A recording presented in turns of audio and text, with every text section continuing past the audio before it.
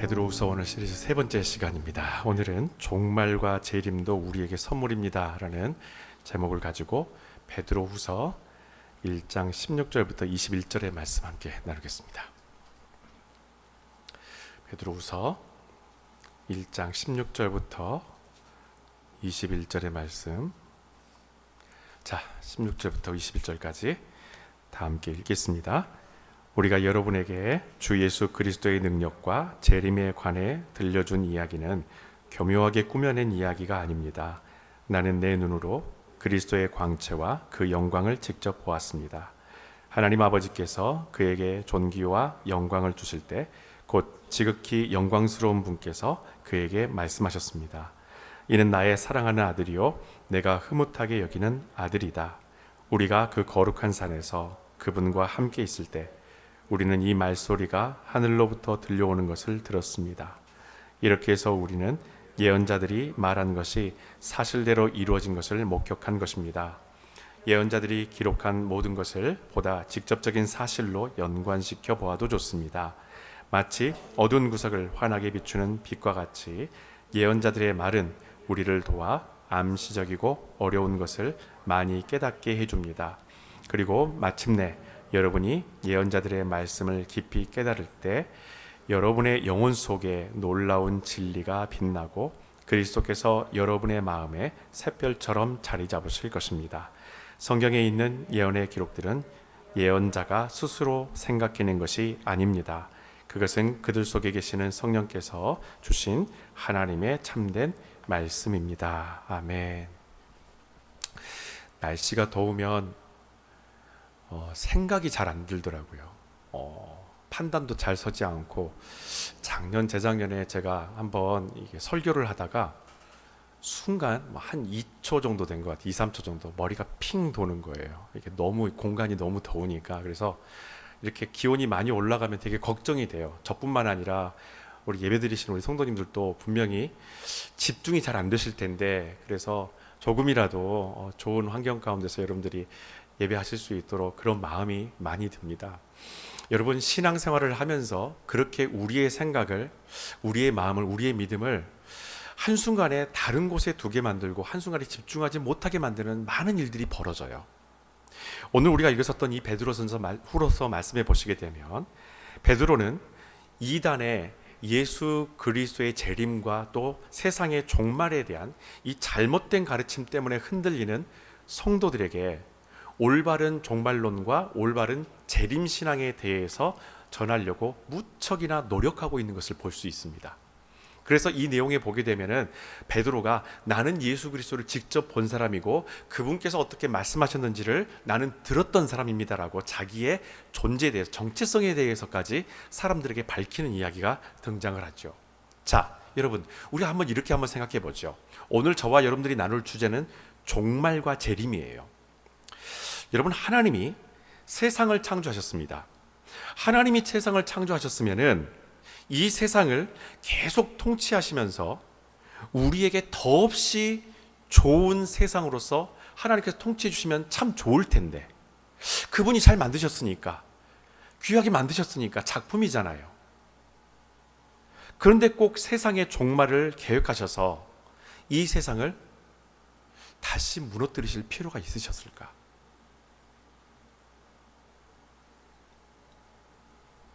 이렇게 잘 만들어 놓으신 세상을 왜 당신 손으로 다시 무너뜨리려고 하시는 것일까? 여러분, 사실 이보다 더 궁금한 것, 현실적으로 우리에게 궁금증을 유발하는 것은 또 하나 있습니다. 세상의 종말이 온다라는 것이 현실적으로 그 당시에 박해를 받고 있는 성도들한테 과연 이 소식이 도움이 될까라는 거예요. 고생하고 힘겹게 하루하루를 살아가는 우리 성도들한테 제가 세상에 종말이 옵니다라는 이 말이 여러분에게 위로가 되시나요? 혹시 도움이 되시나요?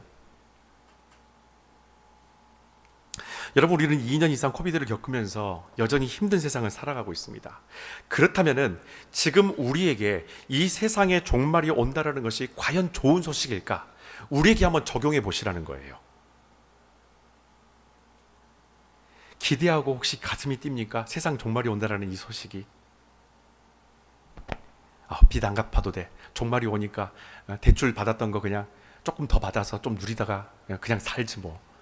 금방 종말 온다는데. 더 이상 고생하지 않아도 돼. 머리 아파지 않아도 돼. 더 이상 고민하지 않아도 돼. 뭐 세상 끝이 오는데 뭐. 금방 세상 망한다고 하는데. 자, 이게 정말로 우리한테 위로가 되는 얘기일까요? 종말이라는 것이.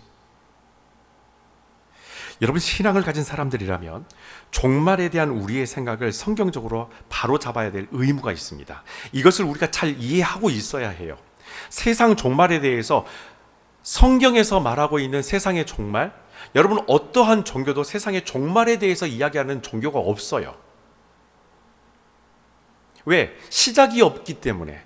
다른 종교는 시작 자체가 없습니다. 세상을 출발하게 만들고 시작하게 만드는 존재가 없기 때문에 종말에 대한 개념 자체를 만들어낼 수가 없는 거예요. 기독교에만 있는 내용이에요.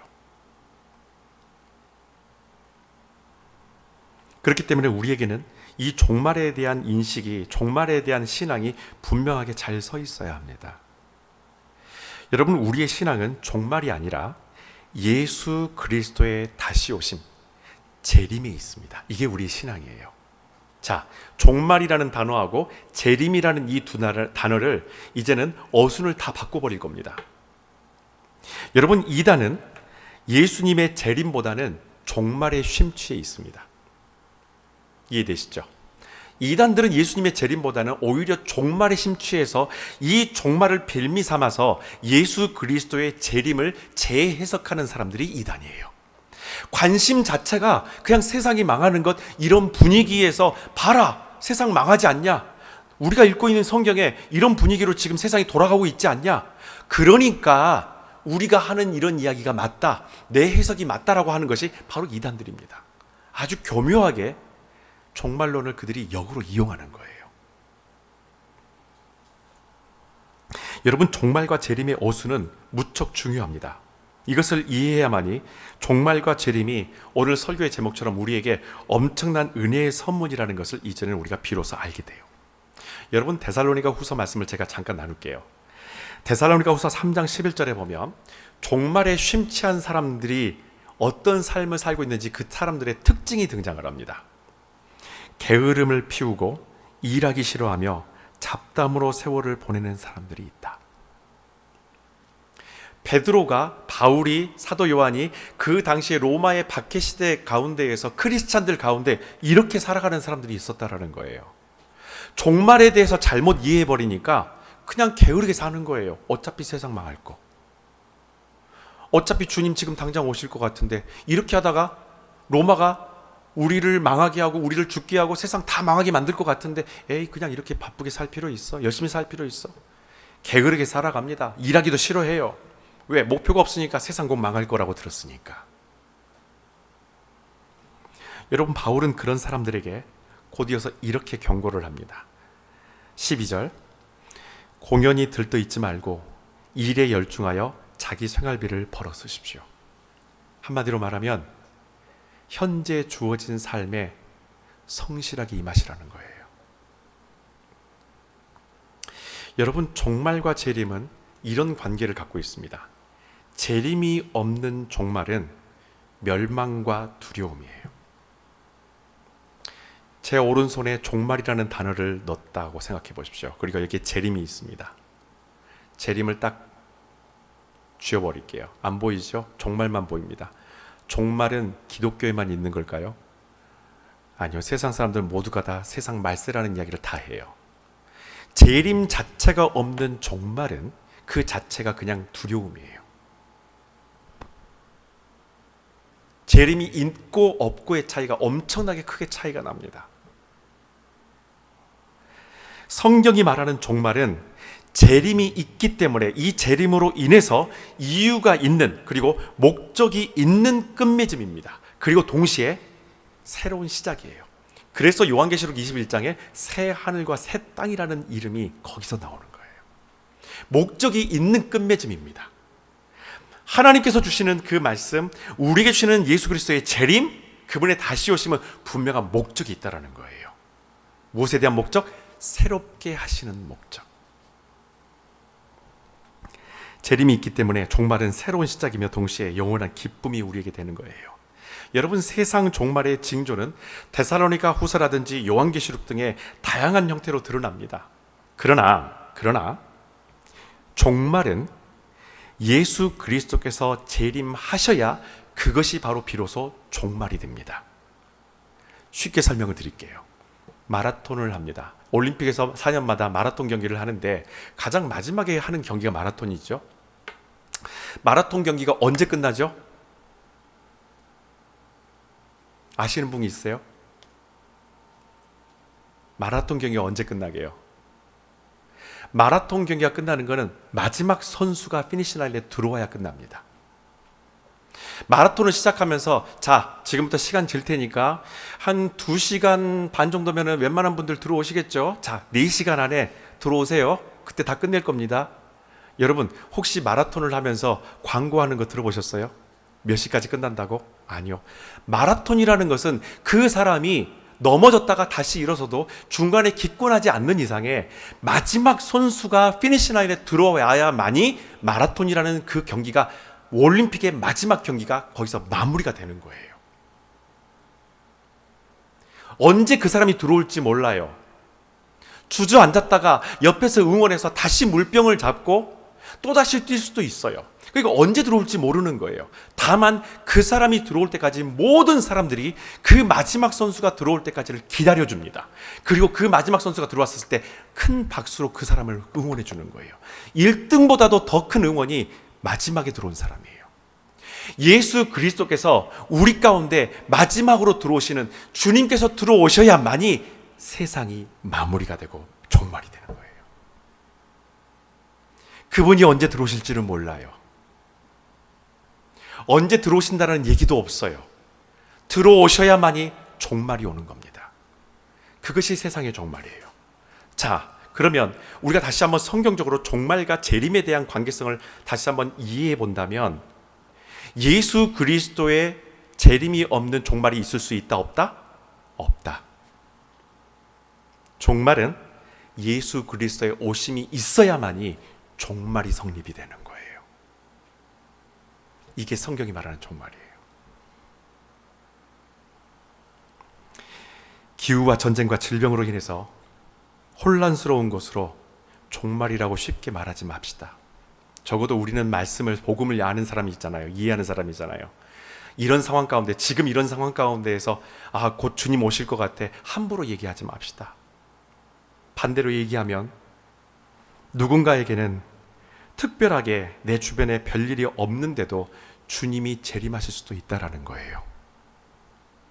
꼭 이런저런 일로 아우성이 있고 불편한 상황이라든지 어떤 어려운 환경이라든지 기후의 갑작스러운 변화라든지 전쟁, 기근이라든지 이런 것이 있어야만이 마지막 때의 징조가 아니라 아무 일도 없는 건데도 불구하고 주님께서 오시면은 그때가 주님의 오심이 재림이고 그때가 세상 종말이 될 수 있다라는 거예요. 현상 때문에, 그런 자연적인 어떤 현상 때문에, 사회적인 현상 때문에 예수 그리스도의 오심을 함부로 속단하지 마시라는 거예요.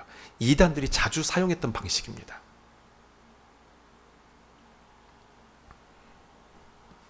그날이 이 세상의 종말이 될 때 성경은 우리에게 분명히 말씀하십니다. 주님은 도적같이 오신다라고 하세요. 갑자기 오신다고.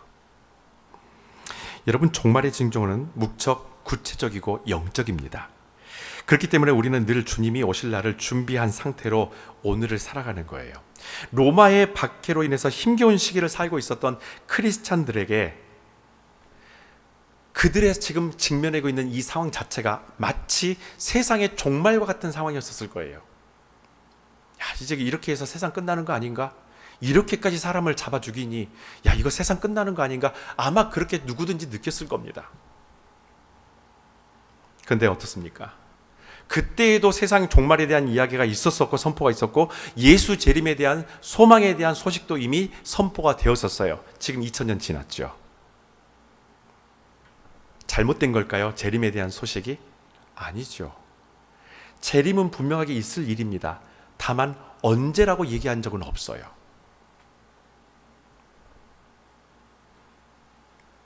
우리가 주목해야 되는 것이 바로 이것입니다. 그 당시에 크리스찬들이 어떻게 살았는지 그 일상에 한번 여러분 주목해 보세요. 사도들은 성도들에게 세상의 종말을 외친 것이 아니라 영광의 주님을 우리가 만나게 될 것을 외쳤습니다. 언제든지 당신이 순교한다 할지라도, 언제든지 주님이 오신다 할지라도 당신은 예수 그리스도 안에, 영원한 그 나라 안에 들어갈 것입니다. 주님이 당신을 영접해 주실 것입니다. 이게 메시지예요. 이게 재림의 메시지예요. 그래서 그들은 오늘을 마지막처럼 살았습니다. 그러니까 삶이요, 무척 현실적이에요. 하루하루를 신실하고 거룩하고 또 믿음을 지켜내면서 언제든지 주님 앞에 서게 될 때에 세상 속에서 승리한 자로 주님 앞에 만날 수 있도록 그들의 삶은 매일매일 힘찼었고 활기가 넘칩니다. 주눅들지 않아요. 여러분, 세상의 종말을 기다리면서 살기보다 하루하루를 주님의 심판 앞에 나아갈 마지막 날처럼 우리는 살아가야 합니다. 바라기는 여러분, 우리 모두가 더 신실하게, 더 경건하게, 더 거룩하게, 더 감사함으로, 더 기뻐함으로 매일매일을 살아가시기를 주님의 이름으로 부탁드립니다.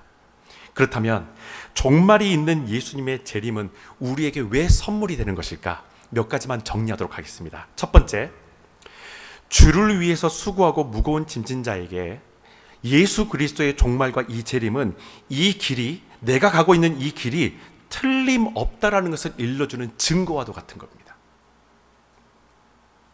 종말의 신앙, 재림의 신앙이 없다면 내가 지금 이 길을 정말 계속해서 가야 되는가? 거기에 대한 분명히 마음의 흔들림이 있을 거라는 거예요. 그런데 재림과 종말은 그 모든 생각들을 완전하게 차단시켜버립니다. 당신이 지금 가고 있는 이 길은 분명합니다. 왜?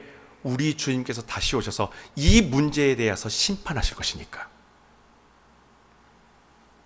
요한복음 14장에서 예수님이 제자들을 비롯한, 베드로를 비롯한 제자들에게 이런 얘기를 하세요. 2절 3절에 내가 아버지가 계시는 곳에 가서 너희들이 있을 곳을 준비하고 준비가 끝나면 너희를 데리고 가서 내가 있는 곳에 항상 같이 있도록 하겠다. 뭘 말씀하신 거죠? 재림을 말씀하신 거죠. 베드로가 그 이야기를 들었어요. 제자들이 다 들었어요. 무엇에 대해서? 예수의 재림에 대해서. 그런데 예수께서 오실 때 그냥 오시나요? 선물을 준비해서 오시는 거예요. 네가 살 집을 내가 다 마련해서 주마. 렌트가 아니야, 너의 거야. 예수님의 재림을 증거하는 베드로에게 여러분, 이 말씀은 내가 지금 걷고 있는 이 길이 틀림없다라는 것을 지금 말해주고 있는 거예요. 예수님께서 누구를 위해서 집을 지으신다고요? 저와 여러분을 위해서 짓는다는 거예요. 그러니까 우리가 지금 이렇게 살아가는 이 삶이 틀림없다라는 것입니다. 이단은 진리를 흔드는 자들입니다.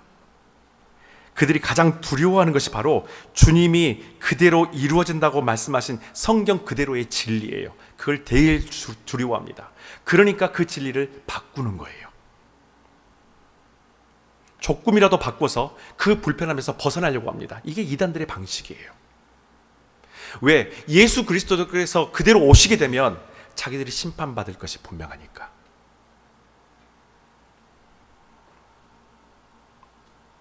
인간적으로 많은 것을 잃게 된다는 생각에서 이단은 성경을 계속해서 왜곡합니다.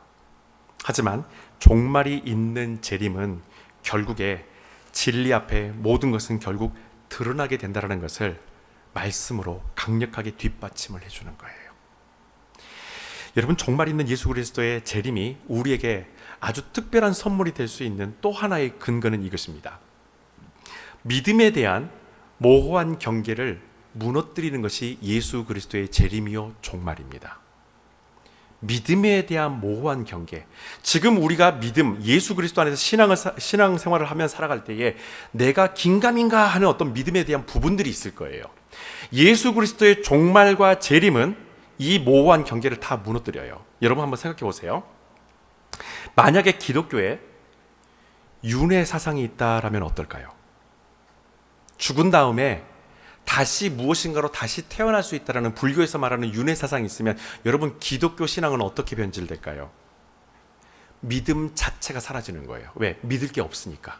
믿을 필요가 없으니까. 우리는 무엇을 믿고 살아갑니까?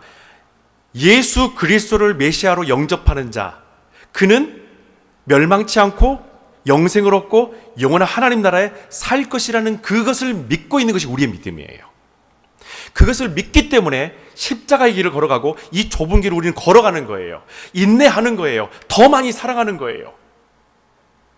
그런데 만약에 우리에게 또 다른 기회가 주어진다, 이 십자가의 길을 걷겠어요?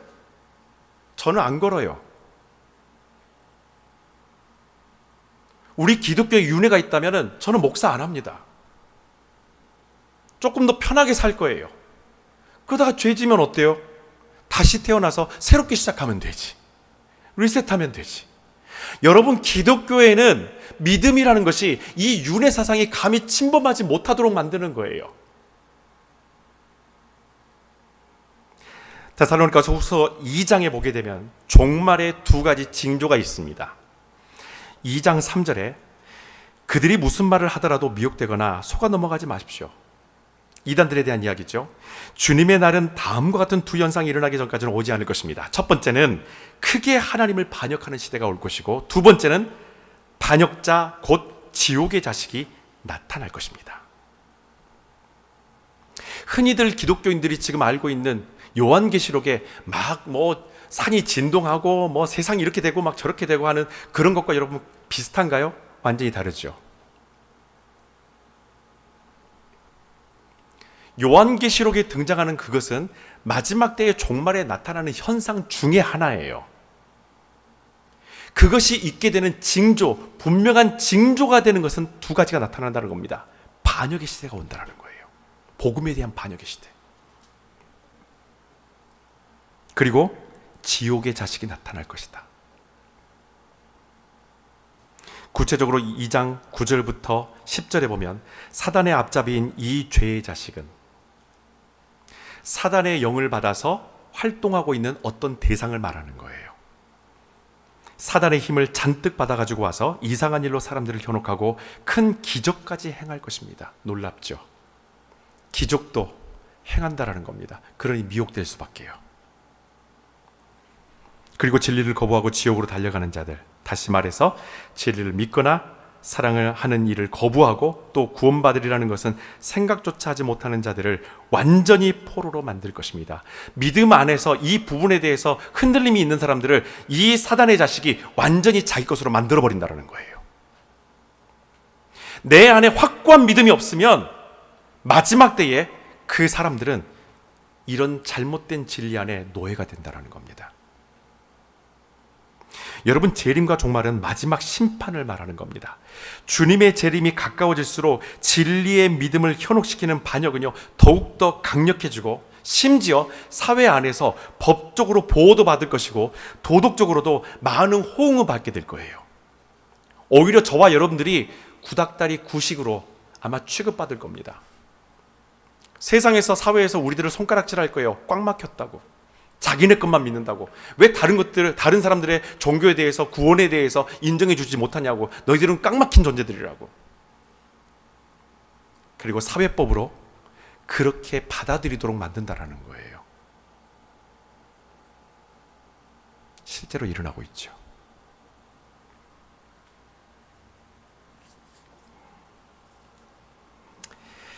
하지만 재림과 종말이라는 마지막 심판이 믿음에서 흔들리는 우리의 중심을 오히려 더 견고하게 붙들어 줍니다. 주님이 우리를 심판하시기 때문에 우리의 믿음은 변할 수가 없는 거예요. 이 진리를 양보할 수가 없는 거예요. 이것은 인생에 대한 거래가 아니라 진리와 거짓의 싸움입니다. 마지막으로 종말이 있는 예수님의 재림이 우리에게 특별한 선물일 수밖에 없는 또 하나의 근거는 이것입니다.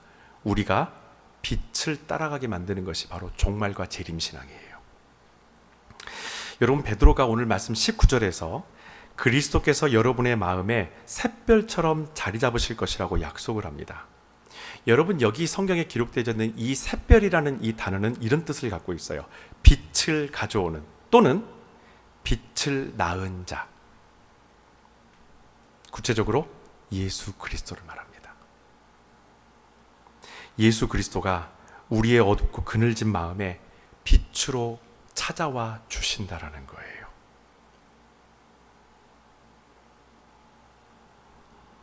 그분이 마지막 날에 세상을 심판하시기 위해서 재림하시는 것은 박해와 이단으로 인해서 영적으로 공격받는 성도들에게 끝까지 빛되신 예수 그리스도로 사는 것이 소위 말하면 우리가 말하는 잘 사는 것이라는 명백한 이유와 목적을 던져주는 것입니다.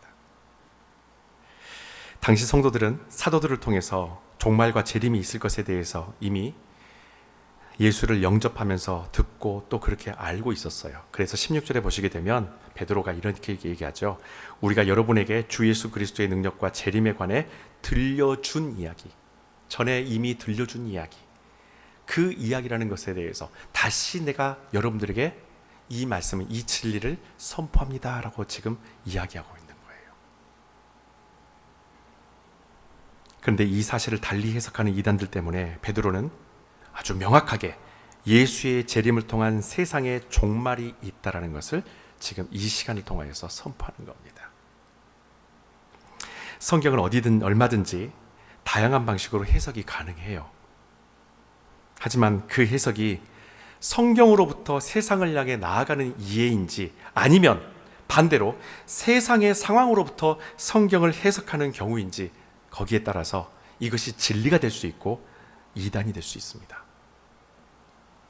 하나님의 말씀은 사람들이 듣기에 좋고 마치 이 사람이 하는 해석이 맞는 것처럼 들리게 만드는 것, 지금 현혹하는 이 시대 가운데서 우리 가운데 진리를 잘못 던지는 수많은 매체들에서 우리에게 던지는 도전과도 같아요.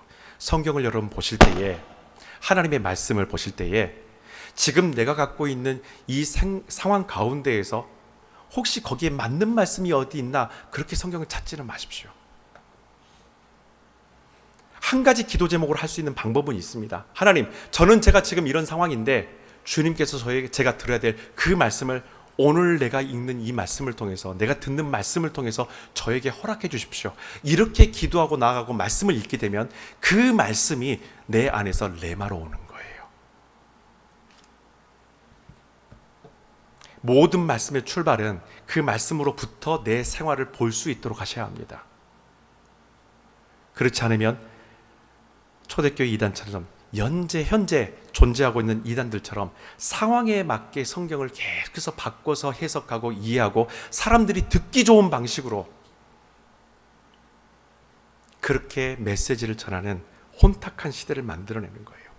여러분, 우리가 복음을 전할 때, 여러분들이 복음을 전하실 때에 거칠고 투박한 하나님의 말씀을 전하는 것에 대해서 부담을 갖거나 고민하지 마세요.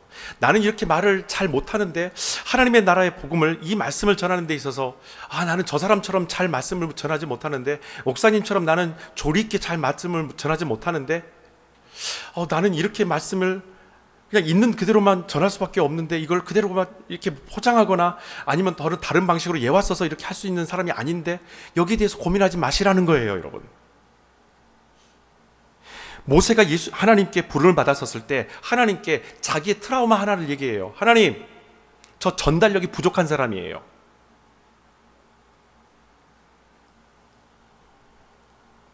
거절하려고 했습니다.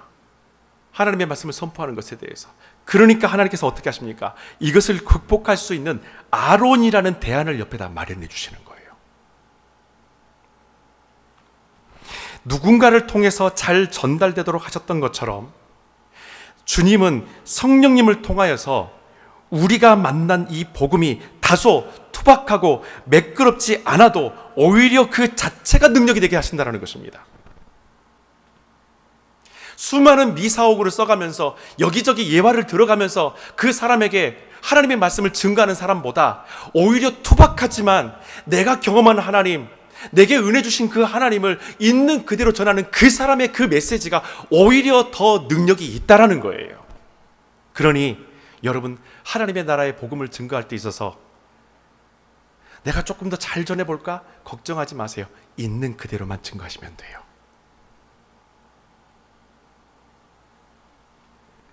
진리의 복음은 동일합니다. 설교자나 말씀을 전하는 자는 진리의 복음을 우리의 삶에 어떻게 하나님의 뜻대로 적용할 것인지를 전하는 것이 바로 복음을 전하는 자들의 몫이에요. 우리의 몫이에요. 그래서 베드로는 자신에게 보고 듣고 깨닫게 해주신 것을 이단 때문에 흔들리는 성도들에게 오늘 그대로 다시 전하는 거예요. 예수님께서 산에 오르셔서 그분의 모습이 변화되었었을 때, 그때 변화된 그 장소에서 내가 있었고 제자들이 있었고, 그때 음성이 들렸는데 이는 사랑하는 내 아들이라, 그렇게 하셨던 걸 내가 그 자리에서 들었습니다. 오늘 우리 본문에 나와 있는 내용이죠. 그걸 그대로 증거해 주는 거예요. 포장하지 않아요. 어떤 주변 환경, 그 분위기 포장하지 않아요.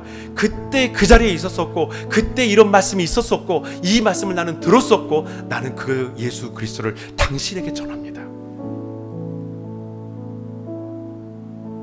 재림이 있어야 종말이 옵니다. 주님이 내 안에 오셔야 내 죄의 종말이 옵니다. 주 뜻대로 살아가는 사람에게 재림과 종말은 두려워할 존재가 아니라 감사와 기쁨의 소식인 줄 믿습니다. 언제 주님이 오시든 부끄럽지 않는 오늘을 살아가시기를 주님의 이름으로 축원합니다. 기도하겠습니다. 이 시간에 주신 말씀을 가지고 함께 기도했으면 좋겠습니다. 하나님, 오늘을 마지막처럼 살아가게 해주십시오. 나한테 있었던 우리가 예수 그리스도의 재림과 언제 오실지 모르는 당신의 오심과 이 세상의 종말, 당신의 오심을 통해서 끝나는 더 이상의 기회가 없는 이 세상의 종말이 있기 때문에 오늘 내가 주님 앞에서, 이 말씀 앞에서 정신을 차리고 영적으로 깨어서 오늘 하루를 주님 앞에 살아내겠습니다. 주여 함께 하시고 우리를 도와주시고 이 놀라운 생명의 말씀이 능력으로 전달될 수 있도록 우리의 입술 가운데도 역사하여 주시옵소서. 함께 기도하면서 주님 앞에 나가기 원합니다. 기도하겠습니다. 할렐루야. 아버지 하나님 감사합니다.